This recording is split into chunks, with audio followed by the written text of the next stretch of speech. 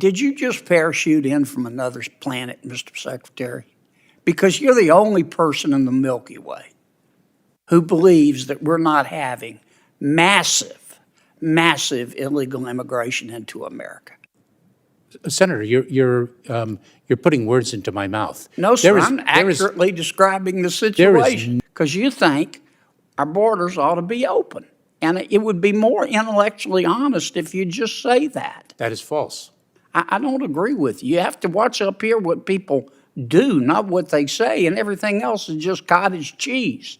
Mr. Secretary, do you agree with the President that we should ban the private ownership of assault weapons in America?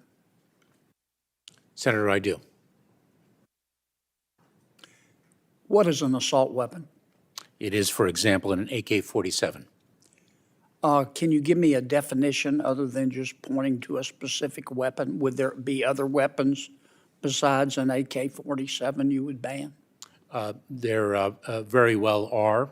And I remember when I was a federal prosecutor in the Central District of California from September 25th, 1989 to, I believe it was April 2001. And I thank you for your service, but if you could answer my question. The vast majority of law enforcement officers, leaders with whom I worked were greatly in support of the assault weapons ban. Mr. Chairman, you know why we get so frustrated with you? Because you won't give straight answers. I think I just did. No, you didn't. No, you didn't. Do you have a definition of an assault weapon? I am confident there is a technical definition of what is an assault weapon, and it was assuredly used in the context of the statute that previously existed banning assault weapons. Mr. Secretary, our southern border is not secure, is it? Senator, I have spoken about this. I believe I've addressed this earlier in the hearing. Why don't you address it again? Of course. Let me share with you a few things. Number one, when I speak of the security of the border, I am speaking of maximizing the resources we have to deliver the most effective results. So and let me assure you that we are doing so. It's secure because we're trying to secure it? Are we succeeding? Senator, we are so focused on the security of our southern border. We are doing so much with respect to the surge of personnel. How you're not succeeding? Oh, Senator, let me share with you that the challenge of migration that we are experiencing at our southern border is not exclusive to the United States. It is something that is gripping the entire hemisphere. But my job is to worry about the United States, as is mine. As is mine. And here's my question. Let me try to rephrase it. And I really do wish, I understand the position you're in, but you really should try to do a better job of answering the questions. Under the Biden administration, we have the most encounters, we have had the most encounters with people attempting to come into our country illegally in the history of ever. Under the Biden administration, we have had the most people entering our country illegally in the history of ever. Under the Biden administration, we have had the most gotaways at our southern border in the history of ever. Under the Biden administration, we have had the most number of people entering our country under a claim of asylum, having that claim turned down and still not being deported in the history of ever. And under the Biden administration, we've had the most fentanyl coming into our country in the history of ever. How can you possibly say the southern border is secure? Do you know I understand your answer that you're trying, but I'm not asking about your efforts. I'm asking about the results. Well, let's talk about the results then, Senator. Do you know that last year we expelled and removed approximately 1.4 million people from the southern border? I believe that's the most ever. Do you realize that we are focused on enforcing our laws to achieve the security of the southern border? I know you're focused, Mr. Chairman, or Mr. Secretary, but you're not succeeding. Senator, and when you come testify to us, you talk about how you're trying really hard. And I don't have any way to disprove that. I accept that statement in good faith. But the numbers belie that. If I can, Senator, let me give you an example of a solution that we have delivered that, for some reason, is being contested. No, because it's Mr. caused the Secretary, I 95. give you 30 seconds, okay? It's caused the 95. Don't filibuster me. It's You've been caused. doing that all day. I'm just trying to I'm ask just you trying to questions. communicate.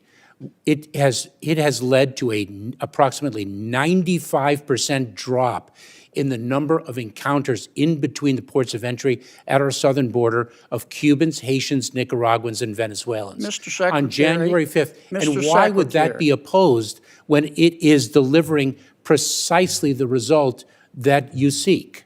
Did you just parachute in from another planet, Mr. Secretary? Because you're the only person in the Milky Way who believes that we're not having massive illegal immigration into America.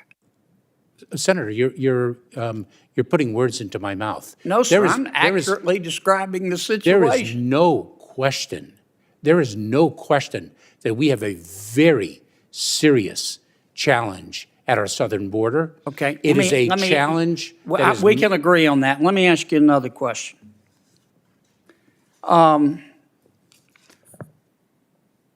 Why don't you just declare a new policy that other than children, if you present at the southern border, you claim refugee status, you claim political asylum, and you haven't claimed refugee status and political asylum at the first safe country, then you can't come in.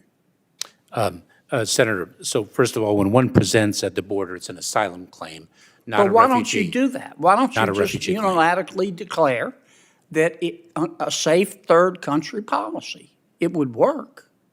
You can't come into America. If you're coming from Venezuela and you come through Mexico, if you didn't claim asylum in Mexico, you can't come here. You have to leave. Why don't you just do that? Well, Senator, let me give you an example with respect to Mexico. A safe third country agreement, let's hypothetically you assume. don't have to have an agreement with Mexico. Yes, you do. No, you don't. I believe you do, No, Senator. you don't. I'll have Other to- countries don't do it. Just adopt a policy that says, except for children, because you don't want to send children back by themselves. Just adopt a new policy that if you didn't seek asylum in the first safe third country, you can't come in, period. Senator, are you aware of the notice of proposed rulemaking that we issued, the comment period of which closed yesterday? You've had 2 years to adopt a policy like I just described. Why haven't you done it? So, Senator, what we have done is But why haven't you done that? we have surged enforcement resources. We have Why haven't developed. you just adopted, please, if you would, Mr. Secretary, answer my question. It is my understanding. Why haven't you adopted unilaterally a safe third country policy? That would stop, except for children, all the folks from the Northern Triangle countries, all the folks from Venezuela, all the folks from Cuba, all the folks from the Middle East from coming into our country. Why haven't you done that? Senator, it's my understanding that two things. It is my understanding that those agreements do require You don't have to have an agreement with anybody. It can be a policy established by the Department of Homeland Security. Senator, I'd have to review the. You haven't reviewed that? You haven't considered that possibility? Let me finish, if I may. Sure. I would have to review the legal underpinnings of your Well, you assertion. better get reviewing. And I also You ought to do get not- reviewing. This is the first time that's occurred to you. I also do not think that that is sound policy. You don't to think shut- this is the first time that's occurred to you? I also do not think that that is sound policy, that we should shut down our entire asylum system. I didn't say shut down the entire asylum system. I said safe third country. All you have to do, Mr. Secretary, if you're really serious, and it's beginning, frankly, to appear that you're not, is adopt a policy that says we're not seeking anyone's agreement. We don't have to. If you're coming from another country and you come through, let's say Mexico, and you say you're seeking asylum, you have to seek it in Mexico or the other first safe third country, or you can't come in. Period. Done. End of story. Why don't you do that? Senator, I don't think that we have the unilateral authority. Sure you do. Other Number countries one, do and it. number two, as If I've you mentioned, try sneaking into China, I do not think that is sound policy. why? Because you are basically shutting down our asylum system. No, and you're doing- not. You're saying we honor your right to seek political asylum, but you're cherry picking. Do it in Mexico first. Why haven't you done that? I think I've addressed that issue, Senator. You don't want to do it, Mr. Secretary. That's what it's beginning to look like, because you think our borders ought to be open. And it would be more intellectually honest if you just say that. That is false. I don't agree with you. You have to watch up here what people do, not what they say, and everything else is just cottage cheese. Senator, I don't think Thank you, I don't Mr. think Chairman. the 1.4 million people who were expelled or removed last year would consider the border open. Mr. Chairman, Mr. Secretary, you've had millions coming into the country illegally. The most of the history of ever under your watch. And everybody knows that, apparently, except you. Either that or you're not being forthcoming with We've also had the largest number of individuals expelled or removed from the southern border.